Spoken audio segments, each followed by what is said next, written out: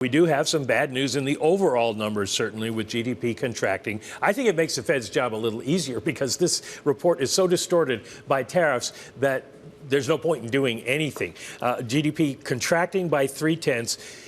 But because of the distortions, what you want to look at is real final sales to see where the country really is, consumers really are, and businesses really are, and they were up 2.3%. Not a lot of help from the consumer side, up only 1.8% after a 4% gain in the fourth quarter. Consumers definitely pulling back. But look at business investment, up 9.8%. And if you go drill into that, 22.5% was equipment purchases, and probably most of that came from imports as people tried to run ahead of the tariffs being put on. Inventories, we were wondering about that because of all these imports. They hadn't shown up. They have shown up now, $140 billion. In the fourth quarter, they were $8.9 billion. So inventories alone added 2.25 percentage points to the overall GDP, whereas the number that we got from exports subtracted 1.25. So even with all that, we get a contraction. Federal government spending, I want to point out, did fall during the month. So it wasn't the government's contribution. And along those lines, we got the employment cost index.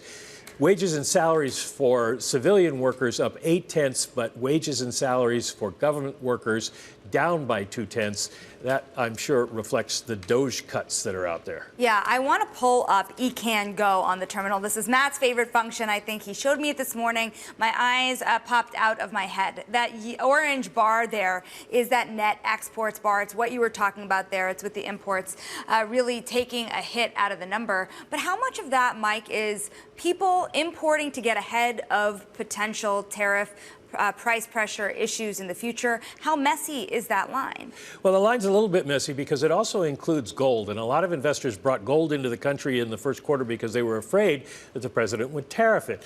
But it's not used for anything, and it's not consumed, so it doesn't count in GDP. So that had to be subtracted out first from those net exports to give you the headline GDP number, but it's still in that increase in export, the decrease in exports that you're talking about.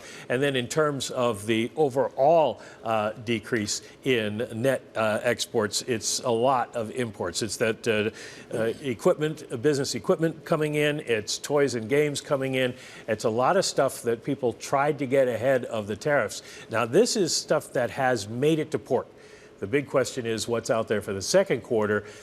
There's a feeling among some economists that we're going to see a rebound because people will bring stuff in. But in this case, all we're hearing about is shipping being canceled.